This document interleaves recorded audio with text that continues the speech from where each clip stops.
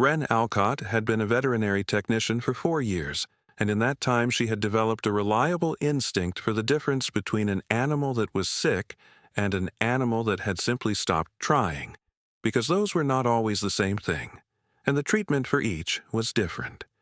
She applied this same instinct, without consciously meaning to most other situations in her life. She was 27. She rented a 540-square-foot studio apartment on North Broadway in Knoxville for $890 a month. She worked at the Bearden Veterinary Clinic 4.5 days a week at $16.50 an hour. She had $2,200 in savings, which she had been building slowly and carefully for 18 months, and which she thought about the way you think about something you need to protect. Her mother had died when she was 19, which was the kind of thing that changes the shape of a life without giving you any say in the matter. Her father had remarried, which was fine, and had moved to Chattanooga, which was also fine. She had stayed close with her grandfather, Thomas Alcott, until his death 2 years ago, which had not been fine, but which she had gotten through the same way she got through other hard things, which was by continuing to get up and go to work. The estate had been in probate for 22 months. There had been disagreements about what various items in the farmhouse constituted as personal property versus real property. There had been a delay when her brother Marcus had retained a separate appraiser for the equipment. There had been a mediation session in a conference room in Maryville that had lasted 4 hours and produced 3 pages of documentation and no resolution on 2 of the outstanding items. When the estate was finally distributed, it was distributed the way estates in families like hers tend to be distributed. The people who had been loudest got the most, and the person who had said the least got the rest. Marcus, 35, a real estate agent in Maryville, received the farmhouse, 4 bedrooms, original construction, 1922, renovated kitchen, assessed at $328,000. He also received the equipment barn and a half interest in 18 acres of active farmland alongside their father. Delia, 32, an interior designer in Nashville, received the other half interest in the active farmland and the contents of the farmhouse that hadn't been specifically allocated. Wren received the East Orchard parcel, 22 acres of apple orchard in Blount County, Tennessee, last commercially productive in 2009, carrying an assessed value of $18,000, which was land value only because the county assessor had classified the orchard as non-productive and the timber as negligible. At the distribution meeting, Marcus had set the county assessment printout on the table and said the orchard had been dead for 15 years and that even if she wanted to try to bring it back, she was looking at $15,000 to $20,000 in clearing costs alone before she could do anything productive with the land. He said apple trees were not good timber. He said it without meanness, but with the efficiency of a man who prices things for a living, and had already priced this situation. Delia had looked at the printout and said at least it was 22 acres. She paused. "That part is good," she said. Wren thanked them both and signed for the parcel. She drove out to Blount County on a Saturday in April, 2 weeks after the distribution, down I-40 to the Maryville exit and then south on 321 past Townsend toward the farm road that she had driven 100 times as a child and fewer times since. The farm itself was in the long flat bottom between 2 ridgelines, the Smoky Mountains pushing up against the south sky. She drove past the house. She could see Marcus's Jeep in the drive and kept going, and took the track down the east side of the property toward the orchard. She parked and got out and stood for a moment with her arms crossed, looking at 22 acres of apple trees and deciding what she was actually looking at.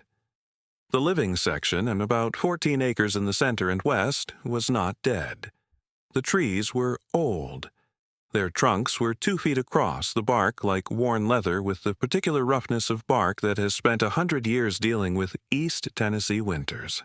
The canopies were tangled together from 15 years without pruning, the branches crossing and competing, the whole upper structure a tangle of crossed wood that would take a season of hard work to sort out. The grass between the rows was knee-high, but the trees wanted to live. She could see it at the tips of every branch. The new growth coming, small and green and insistent. These were old Gravenstein and winesap and Cortland trees, she would later learn. Some of the best old varieties for this climate, and they were not dead and they were not finished. She walked the rows for an hour, and the more she walked, the more certain she became. She had not expected to feel anything in particular about a stand of neglected apple trees, but she found that she did. She was a vet tech because she had always been able to tell the difference between something that wanted to live and something that had stopped wanting to, and these trees wanted to live.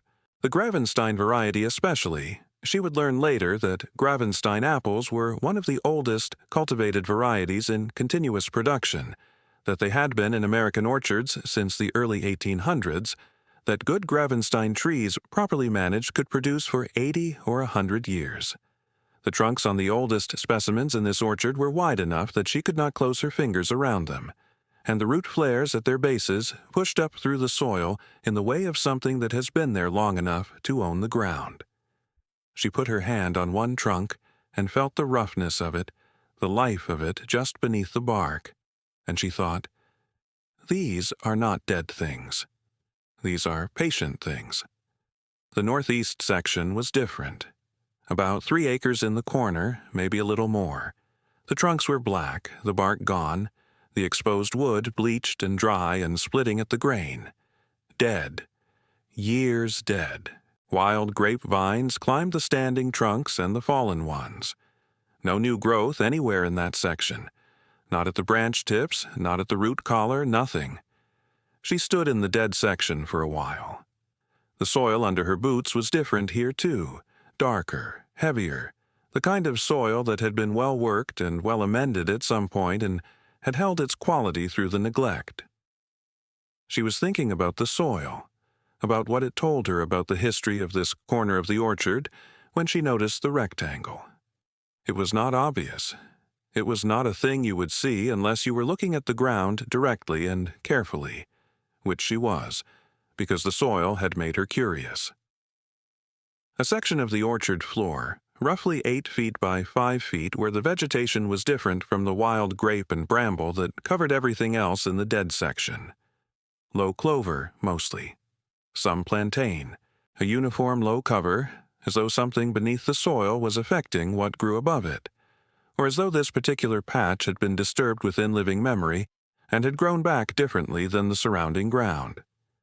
And the ground in this rectangle was slightly raised, maybe 3 or 4 inches higher than the surrounding grade, in a way that was consistent along all 4 sides with the edges of a buried frame.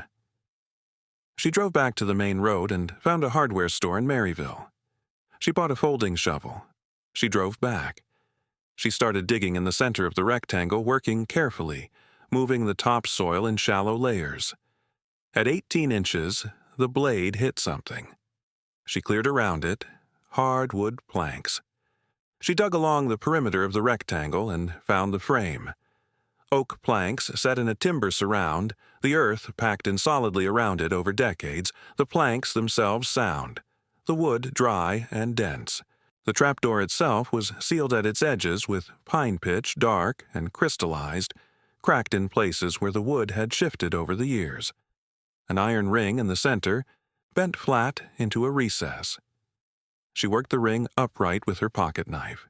She gripped it with both hands and pulled. The pine pitch cracked in a clean line along one side, and then the other sides gave. The door lifted. Cold air came up, dry and clean and old, the specific smell of a sealed space that has held its temperature without any help for a very long time. She shone her flashlight down. Stone walls. Iron rungs set into the far wall. A dirt floor 12 feet below. She looked at the opening for a moment, and then she went down. The root cellar was 16 feet by 10, walled in Tennessee limestone, the pale gray stone set without mortar in the old way, the walls tight and true. The floor was packed earth. She noticed the drainage channel immediately.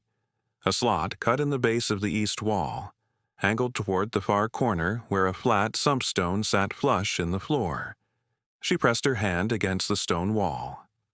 Cold and dry. She understood why. The drainage system had kept working, carrying any moisture to the sump and out through the foundation. For however many decades this room had been sealed. Someone had understood that a dry room required a functioning drain, and the drain had kept functioning without anyone to tend it. The iron shelving along 3 walls had been welded in place, not fitted shelves that could be removed, but permanent racks bolted to anchor points in the limestone. On the south wall, arranged in 3 rows on the shelving, were 31 ceramic crocks. Gray glazed stoneware, each about the size of a gallon jar but wider, sealed at the top with beeswax poured smooth and solid. She lifted one down. It was heavier than it looked. Significantly heavier. She set it on the floor and worked the wax seal with her pocket knife, working around the perimeter until the wax cracked and the lid lifted. Inside, a layer of heavy oilcloth folded carefully around the contents. She unwrapped it. Gold coins. Liberty Head double eagles, $20 denomination, stacked in close rows inside the oilcloth. She picked one up. The design was sharp and clear. Liberty in profile, the date 1903, the eagle on the reverse, the surfaces with the particular luster of coins that have been stored carefully in the dark and have not been touched in a very long time. She counted the coins in the crock. 27. She looked at the remaining 30 crocks on the shelves and set the open crock carefully on the floor and did not open any others. On the north shelf, 3 flat wooden boxes, each about the size of a shoebox but wider and shallower, sealed with small brass clasps that opened on the first try. Inside the first box, paper currency. She handled it by the edges.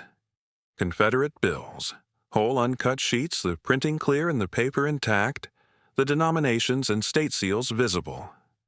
Inside the second box, older-looking paper, the printing different, the paper heavier.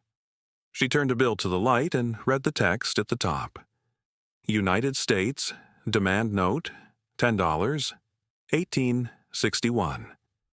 On the east wall, below the shelving, an iron document box painted green, perhaps 12 inches square and 4 inches deep with a standard hasp.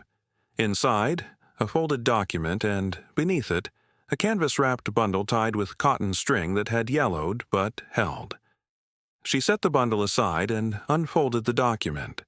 It was a mineral rights deed filed in Blount County in 1931, describing 33 acres of subsurface rights, coal and natural gas strata, beneath a specific parcel adjacent to the Alcott farm.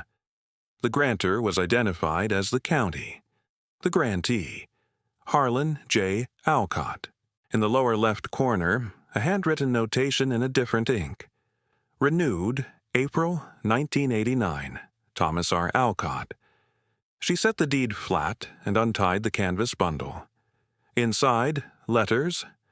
A correspondence, perhaps 15 pieces, between Harlan Alcott and a man named Elias Webb, who identified himself on his letterhead as a field representative for the Federal Land Survey Office, written between 1928 and 1931. The letters were businesslike and specific. Webb's initial survey of the subsurface geology, his assessment of the coal and natural gas potential, his recommended acquisition price, and the subsequent negotiation and purchase. Harlan Alcott had paid $350 for the mineral rights in March of 1931. Beneath the correspondence was a letter. Yellow ruled paper, the handwriting short and plain, dated October 14, 1931. Wren unfolded it on the packed earth floor of the cellar and read it in the beam of her flashlight. Harlan Alcott had been 53 years old when he wrote it. He wrote that he had lost $4,300 in the bank failure of November 1929. He wrote it the way a man writes about a number he has carried in his chest for 2 years, with precision and without complaint. All of it, he wrote. Every dollar I had not already put into land. He wrote that after that he had not trusted banks, and he knew some people would say that was irrational. But he had watched rational men lose everything in a rational system, and he had decided that the ground under his feet was more reliable than any institution he had ever been asked to trust. He had converted everything he earned above his operating costs to gold, every year from 1930 to 1951. 21 years. He had bought the coins from a dealer in Knoxville who asked no questions and charged 2% above spot. He had buried them in the orchard because nobody digs beneath dead things. He had planted those 3 northeast acres specifically to die. Old apple stock from a bad nursery, grafted wrong, never fertilized, never pruned. They died on schedule right when he needed them to.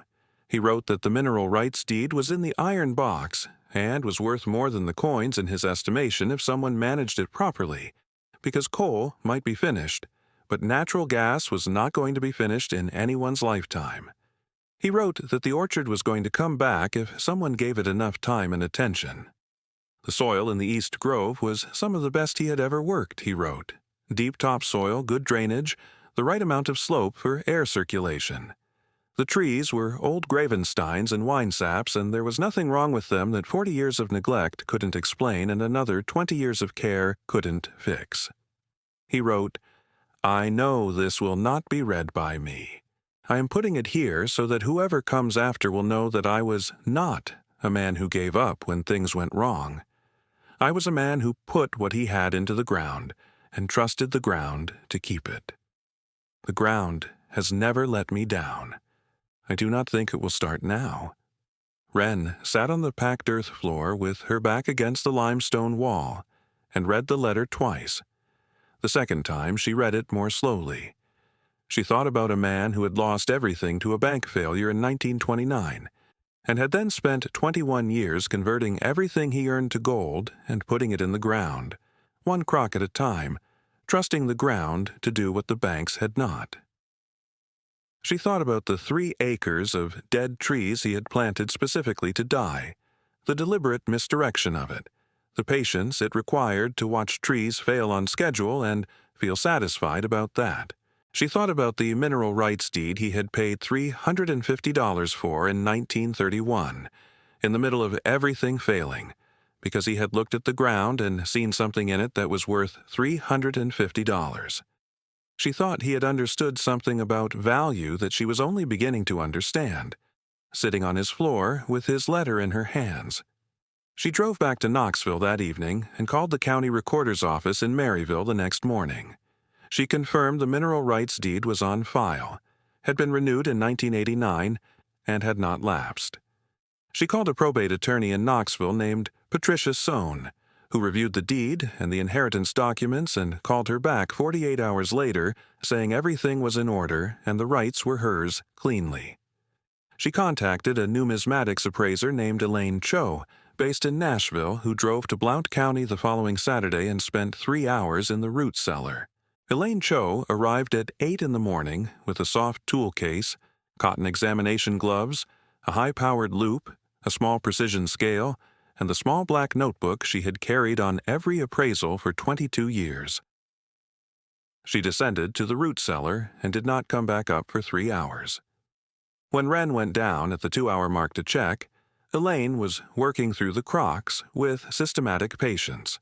She had opened them all, set each one on the floor, photographed the coins before touching them, then worked through each crock individually with the loop and the scale, lifting each coin by its edges with gloved fingers, noting date, mint mark, grade, and any identifying characteristics, a process that took between 40 seconds and 2 minutes per coin depending on what she found.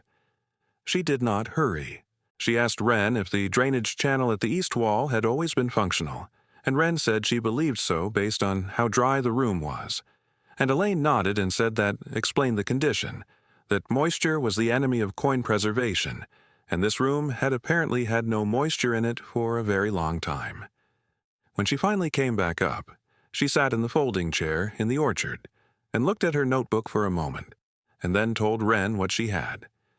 847 Liberty Head double eagles, she said, across the 31 crocks. The coins ranged in date from 1899 to 1908, consistent with what a buyer could have accumulated through a single dealer over that period. Condition: very fine to about uncirculated on the majority of the coins she had examined. Current market. Liberty Head Double Eagles, in this condition, traded between $2,000 and $2,400 per coin with a premium for dates that came to market less frequently. Her conservative assessment, $2,180 per coin as an average. Total, $1,846,460. She said conservative again in the same way that appraisers say it when the conservative number is already stunning. A currency specialist named Dr. Raymond Pell came from Memphis the following week and examined the 3 flat boxes. He assessed 14 Confederate uncut currency sheets at an average of $3,200 each. The state of issue, denomination, and condition all factored together. He assessed the 8 Union demand notes at $4,400 each. Total currency, $53,000 for the Confederate sheets and $35,200 for the Union notes. Patricia Soane's office filed a formal claim with the Tennessee Department of Environment and Conservation to confirm the mineral rights status. A geologist consulted by a Knoxville energy firm completed a subsurface assessment within 30 days. The coal seam, as Harlan had suggested, was thin and no longer commercially viable. The natural gas stratum beneath it was a different matter. An energy development company made an immediate offer of $310,000 to purchase the mineral rights outright. Patricia advised Wren that the royalty value over a 20-year horizon, based on the assessment, was estimated at $440,000. Wren held the rights. Marcus called 11 days after the Blount County filings became public record. He said he had seen the filing and wanted to discuss the situation as a family. He said family asset twice in the same sentence. Wren listened to the full voicemail and then called Patricia Soane. Patricia sent a letter. The calls stopped. The coin sale cleared $1,793,000 after fees and taxes. Less than the assessed value, as sales always are, but a number that required her to sit very still for a moment in Patricia's office when the wire confirmation came through. The currency sold through Dr. Pell's auction contacts for $61,000 combined. She held the mineral rights. She kept the orchard. She hired a retired orchardist named Cal Brewer, 68, who had grown up 2 counties over and had been growing apples in Blount County for 40 years before his knees had made that impractical. Cal walked the living section of the orchard on his first visit and did not say much for a long time. He cut back a branch here and there with the folding saw he carried and looked at the wood inside. He said the trees were stressed, but not broken. He said the root systems were old and deep, and the soil was, and here he used a word that Wren had not expected from a 68-year-old orchardist, exceptional. He said 3 years to see what was worth keeping in the living section and probably another 3 after that before she had anything like a real yield, but that the variety selection, old Gravensteins and Winesaps, was something you couldn't buy anymore and shouldn't give up. Then he walked to the dead section and looked at it for a while. He cut through one of the black trunks with his saw at the base. He crouched and looked at the root collar, and then he looked up at Wren and said, "The root is alive." The tree had died at the graft point, he said, grafted wrong, exactly as Harlan had planned, but the rootstock itself was viable. He said he had never seen that before in a planting this size and that it was either very lucky or very deliberate. Wren said it was deliberate. Cal looked at her and then looked back at the root and nodded once, the way a person nods when something confirms what they already suspected. She moved back to Blount County in June. She rented a small house at the road end of the orchard property, 3 rooms and a covered porch looking east toward the ridgeline.